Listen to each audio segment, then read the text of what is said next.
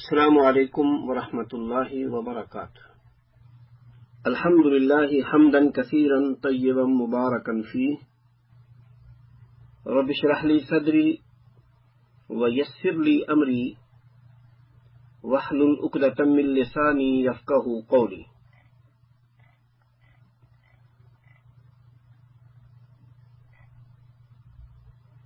اعوذ باللہ من الشیطان الرجیم، بسم اللہ الرحمن الرحیم۔ وَإِنَّكَ لَعَلَى خُلُقٍ عَظِيمٍ۔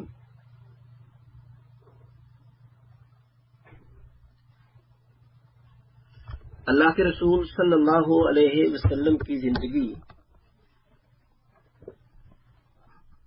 ہر معاملے میں ہمارے لیے بہترین نمونہ ہے،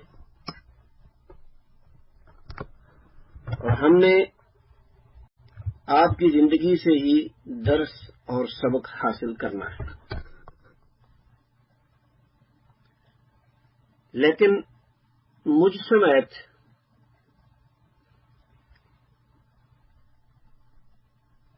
سب لوگ جب اپنے طور پر اصلاح کی کوشش کریں گے تو انشاءاللہ اللہ تعالیٰ کی توفیق اور فضل سے خیر و برکت ہوگی۔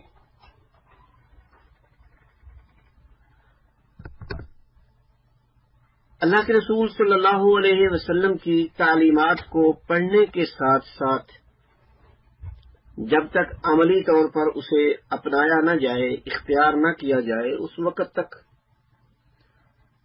اس سے فائدہ اٹھانا ممکن نہیں ہے۔ نبی صلی اللہ علیہ وسلم کی سیرت میں سے چند باتیں بیان کرنے کی کوشش کروں گا۔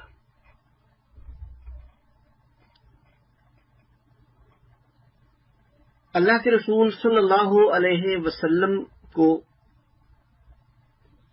اللہ احکم الحاکمین نے ایک بات ارشاد فرمائی۔ جب کفار نے نبی صلی اللہ علیہ وسلم پر طرح طرح کی باتیں کی، کسی نے مجنون کہا، کسی نے ساحر کہا، کسی نے شاعر کہا، تو یقیناً نبی صلی اللہ علیہ وسلم جو ان تمام چیزوں سے دور، پاک اور صاف تھے، آپ صلی اللہ علیہ وسلم کو دلی طور پر تکلیف پہنچی۔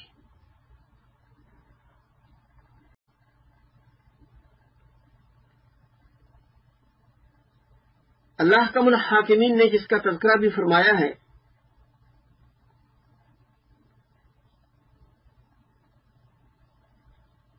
کہ جو وہ باتیں کفار آپ کے بارے میں کرتے ہیں آپ ان سے پریشان نہ ہوں، آپ ان کی باتوں سے دل میں کسی قسم کا رنج، لا تحزن علیہم، آپ دل میں کوئی رنج، کوئی تکلیف نہ لائیں۔ وجہ کیا ہے؟ وجہ یہ ہے، اللہ فرماتے ہیں کہ ہم نے آپ کو خلق عظیم کا مالک بنایا ہے۔ ہر شخص اپنی تعلیم، اخلاق اور جو اس کے اندر ہے اس کے مطابق گفتگو کرتا ہے، معاملہ کرتا ہے، لوگوں سے رویہ اختیار کرتا ہے۔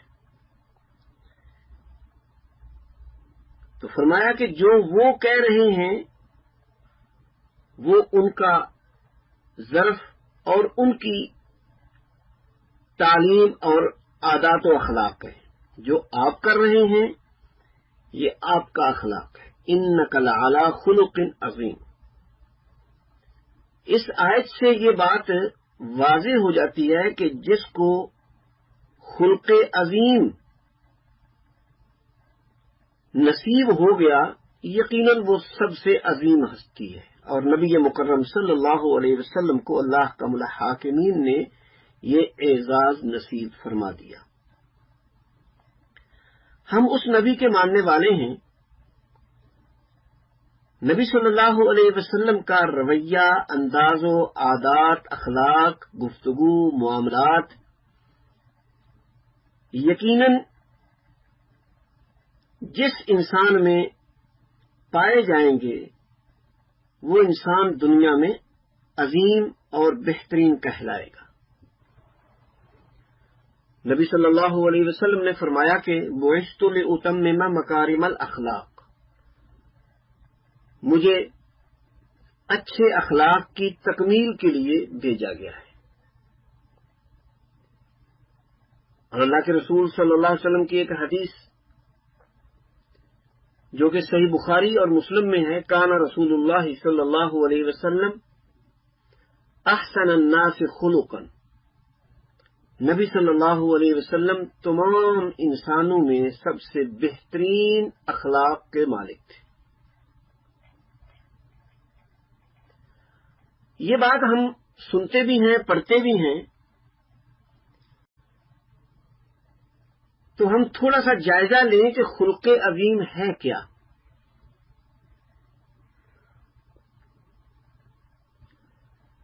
خلق عظیم کسے کہا گیا ہے؟ صحیح مسلم کی حدیث، نواس بن سمعان رضی اللہ تعالی عنہ بیان کرتے ہیں، نبی صلی اللہ علیہ وسلم نے فرمایا، البر حسن الخلق، البر حسن الخلق والاسم ما حاک فی صدرک، والاسم ما حاک فی صدرک وکرہت ان یطلع علیہ الناس۔ فرمایا کہ نیکی بہترین اخلاق ہے، نیکی اچھا اخلاق ہے، اور وہ چیز جو تیرے دل کے اندر کھٹکے خلش پیدا کرے اور تجھے یہ ڈر ہو کہ مجھے اس کام کے کرتے یا کہتے ہوئے کہیں لوگ نہ دیکھ لیں، لوگوں کو نہ پتہ چل جائے کہ یہ گناہ ہے۔ یعنی نیکی اور برائی کے بارے میں بیان کیا گیا۔ گناہ یہ ہے پہلے نمبر پر تمہارے دل میں خلش پیدا ہو کرتے ہوئے، اور تمہیں ڈر ہو کہ لوگ اسے دیکھ نہ لیں۔ اور نیکی کیا ہے؟ البر حسن الخلق، نیکی اچھا اخلاق ہے۔ تو لہذا اچھے اخلاق کو اپنانے کے لیے انسان کو نیکی کے کام کرنا ضروری ہے۔ اگر کوئی انسان نیکی کا کام کرنے کی کوشش کرے گا تو سمجھ لے کہ میں اچھے اخلاق کو اپنائے ہوئے ہوں، اور نیکی کا موقع تھوڑا ہو یا زیادہ انسان کو غنیمت جاننی چاہیے، جیسا کہ اللہ کے رسول صلی اللہ علیہ وسلم نے حضرت عائشہ رضی اللہ تعالی عنہا سے یہ فرمایا تھا، لا تحقرن معروفا، کسی نیکی کے کام کو حقیر نہ جانو، بظاہر وہ کام چھوٹا ہو بڑا ہو، تم اس نیکی کے کام کو حقیر نہ جانو۔ تو لہذا نیکی کا کام انسان کو صرف نیکی نہیں بلکہ بہترین اخلاق سمجھ کر بھی کرنا ہوگا۔ نمبر 2، اللہ کے رسول صلی اللہ علیہ وسلم کی ایک اور حدیث جس میں نبی صلی اللہ علیہ وسلم نے فرمایا کہ جنت میں جانے کی خواہش تو ہر مومن کی ہے، لیکن 2 کام ایسے ہیں جو جنت میں جانے کا سب سے زیادہ ذریعہ بنتے ہیں۔ اگر 2 کام انسان اپنا لے تو جنت میں جانا اس کے لیے آسان ہوگا۔ وہ کون کون سے 2 کام ہیں؟ فرمایا تقوی اللہ و حسن الخلق، اللہ رب العزت کا ڈر اور اچھا اخلاق۔ پھر میں بات اسی کی طرف لوٹاتا ہوں، نیکی کو حسن اخلاق کہا گیا ہے، البر حسن الخلق، نیکی اچھا اخلاق ہے، نیکی بہترین اخلاق ہے.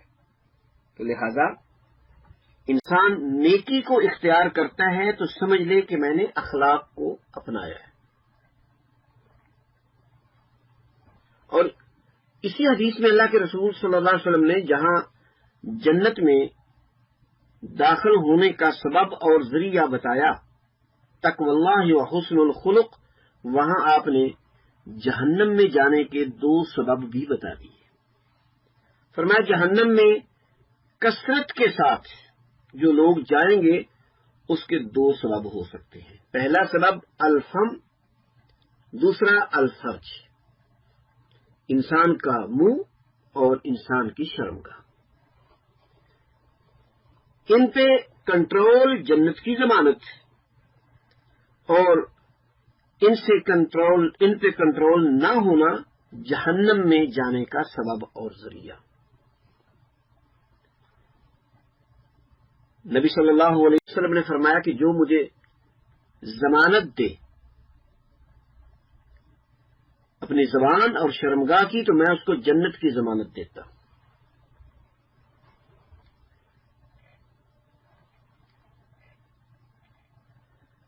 اللہ کے رسول صلی اللہ علیہ وسلم کے اخلاق میں سے چند مثالیں. پہلی چیز کہ اللہ کے رسول صلی اللہ علیہ وسلم آپ نے 2 باتیں بیان فرمائی.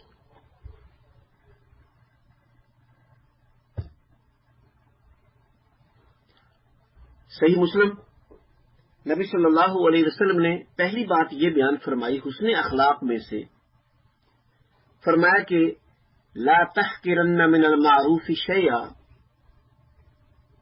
نیکی کو حقیر نہ جانو.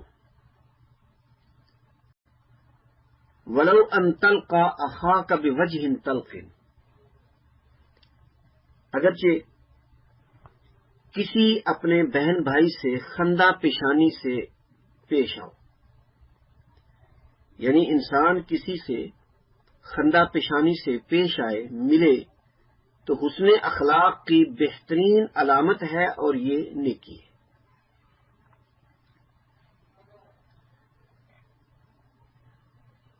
اور حسن اخلاق اور خندہ پیشانی سے پیش آنا، سلام اس کی بہترین علامت ہے کہ انسان السلام علیکم ورحمۃ اللہ کہے. سلام کے ساتھ کسی کے ساتھ اپنی گفتگو کا آغاز کرنا، ملنا، یہ گویا کہ اخلاق کی اور نیکی کی بہترین دلیل ہے. دوسری چیز، پہلی چیز کیا ہے کہ کسی کو خندہ پیشانی سے ملنا اور سلام سے اپنی گفتگو کا، اپنے معاملات کا آغاز کرنا اور اس معاملے کو حقیر نہ جاننا. دوسری چیز، معاملات میں حوصلہ، تحمل اور بردباری اخلاق کی بہترین علامت ہے.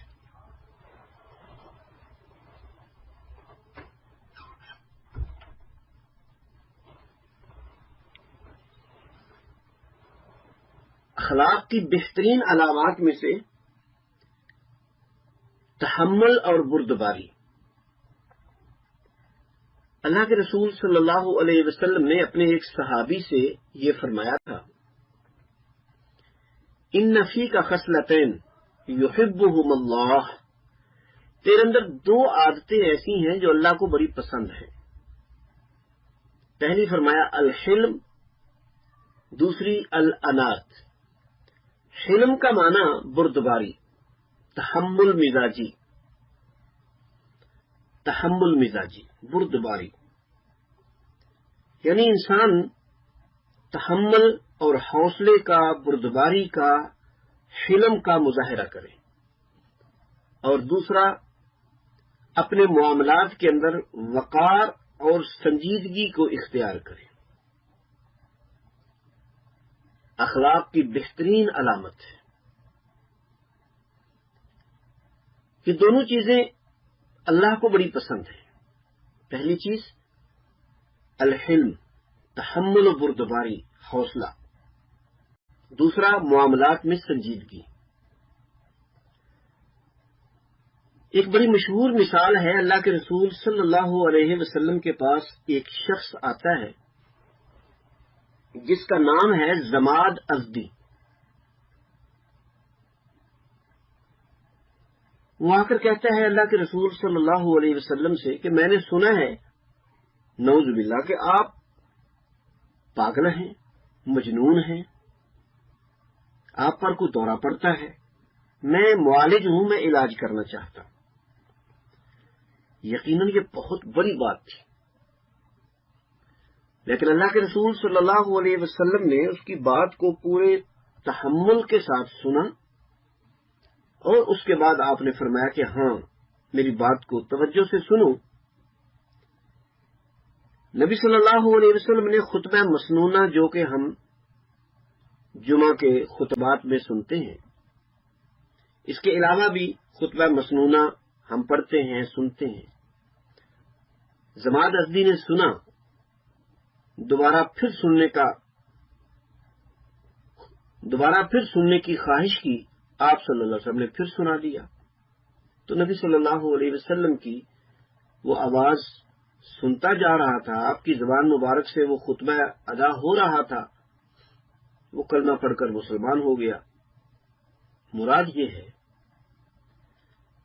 کہ پہلے کسی کی بات کو پورے تحمل سے سن لینا اخلاق کی بہترین علامت ہے. اس کے بعد آگے دوسرا مرحلہ آتا ہے سنجیدگی کا. سنجیدگی میں کیا چیز ہے؟ کسی کی بات کو تحمل سے سنا، اگر اس کی بات معقول ہے اس کو اپنایا جائے، عمل کیا جائے. اگر کچھ پوچھ رہا ہے تو اس کا جواب دیا جائے. اگر اس کی بات نامعقول ہے، بے فائدہ ہے، تو اس سے اذا خاطبهم الجاہلون قالوا سلاما کہہ کر اس سے درگزر کیا جائے.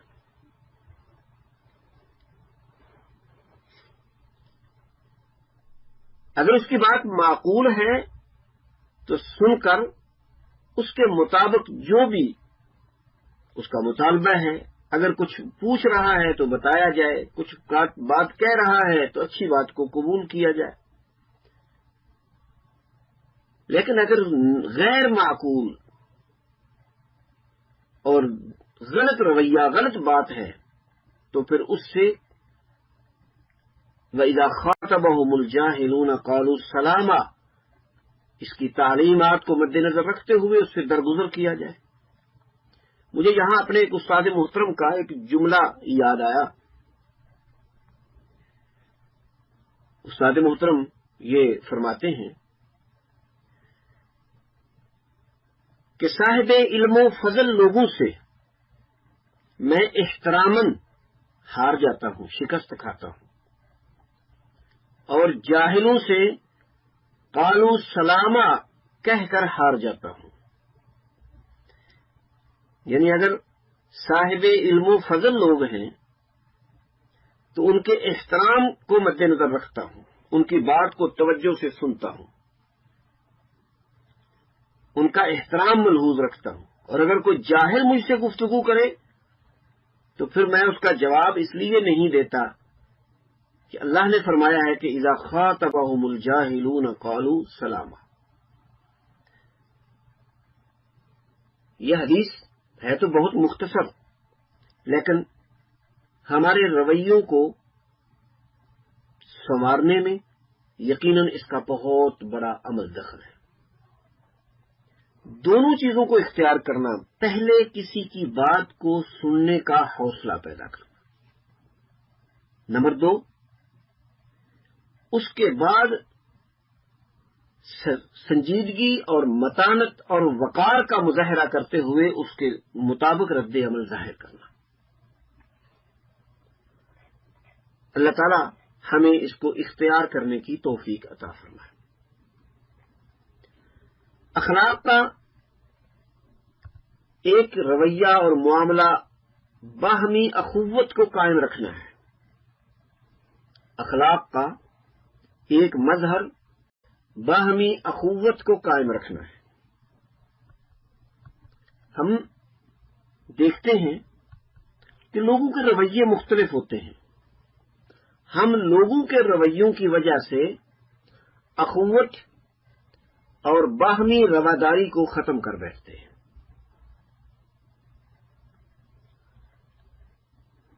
یہ بات جو میں کہنے لگا ہوں یہ بڑی اہم اور انتہائی اہمیت کی حامل ہے۔ کوئی شخص معاملہ کرتا ہے اپنے ظرف کے مطابق،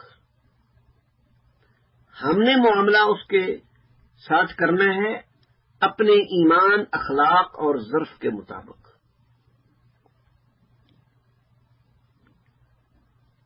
حضرت ابو بکر صدیق رضی اللہ تعالی عنہ کی بیٹی سیدہ عائشہ رضی اللہ تعالی عنہا پر تہمت لگانے والوں میں منافقین کے ساتھ ساتھ 3 افراد اور بھی شامل ہو گئے۔ حضرت حسان بن ثابت رضی اللہ عنہ، نمبر 2 مستح بن عصاصہ، اور حضرت حمنہ بنت جحش رضی اللہ عنہ۔ یہ 4 افراد تھے۔ جب اللہ تعالی نے حضرت عائشہ رضی اللہ تعالی عنہا کی پاک دامنی کا حکم قرآن مجید میں نازل فرمایا تو ابو بکر صدیق رضی اللہ تعالی عنہ غصے میں آئے، کہا کہ اس نے میرے ہی بارے میں، میرے ہی گھر کے متعلق ایسی گفتگو کی ہے۔ کہنے لگے کہ میں آئندہ اس کے اوپر کوئی خرچہ نہیں کروں گا، کیونکہ مستح بن عصاصہ کا خرچ حضرت ابو بکر صدیق رضی اللہ تعالی عنہ دیا کرتے تھے۔ ایک ہے منافقین کی باتوں میں آ کر مستح بن عصاصہ کی باتیں، ان کا رویہ، اور ایک ہے ابو بکر صدیق رضی اللہ تعالی عنہ کا اخلاق۔ ان سے غلطی ہوئی جن کی ان کو شرعی سزا بھی مل گئی، لیکن اللہ رب العزت نے ابو بکر صدیق رضی اللہ تعالی عنہ کو یہ توجہ دلائی کہ کسی صاحب فضل و کرم کو، جس کو اللہ نے اخلاق، سخاوت اور بڑی خوبیوں سے نوازا ہو، وہ کسی کی غلطی کو دیکھ کر اپنے اخلاق اور اپنے نیک عمل سے ہٹ نہیں جاتے، اپنے عمل و اخلاق کو قائم رکھتے ہیں۔ لہذا کسی کا رویہ جیسا بھی ہو، خود اخوت اور باہمی رواداری کو چھوڑا نہ جائے، قائم رکھا جائے۔ اس کی ایک مثال میں اللہ کے رسول صلی اللہ علیہ وسلم کی زندگی سے پیش کرنے کی کوشش کرتا ہوں۔ حضرت عائشہ رضی اللہ تعالی عنہا موجود ہیں۔ ایک شخص آیا اور اس نے نبی صلی اللہ علیہ وسلم سے ملنے کی اجازت چاہی۔ آپ نے اس کے بارے میں فرمایا کہ بئس اخ العشیرہ، یہ اپنے خاندان کا برا انسان ہے، اچھا انسان نہیں ہے۔ وہ آیا، آپ اس سے بڑے خندہ پیشانی کے ساتھ ملے، بڑے اخلاق کے ساتھ آپ اس کے ساتھ ملے، گفتگو فرمائی۔ جب وہ چلا گیا، حضرت عائشہ رضی اللہ تعالی عنہا پوچھنے لگیں کہ پیارے حبیب صلی اللہ علیہ وسلم، آپ نے تو فرمایا تھا کہ یہ برا انسان ہے۔ فرمایا وہ تو برا انسان ہے، لیکن میں تو خلق عظیم کا مالک ہوں نا۔ فرمایا کہ کیا تم نے کبھی مجھے بد اخلاقی کا مظاہرہ کرتے ہوئے دیکھا ہے؟ گویا کہ کسی کا رویہ جیسا بھی ہو، ہم اپنے رویے کو اچھا رکھیں، خوش اخلاقی کا مظاہرہ ہم کریں۔ ایک اور مثال، نبی صلی اللہ علیہ وسلم کے پاس یہودی آئے، آ کر کہا السلام علیکم، تو نبی صلی اللہ علیہ وسلم نے انہوں نے السلام علیکم کہا جس کا معنی موت تھا۔ آپ نے صرف اتنا ہی ارشاد فرمایا وعلیکم۔ حضرت عائشہ رضی اللہ تعالی عنہا نے کہا علیکم السلام واللعنہ، تمہارے اوپر موت اور لعنت ہو۔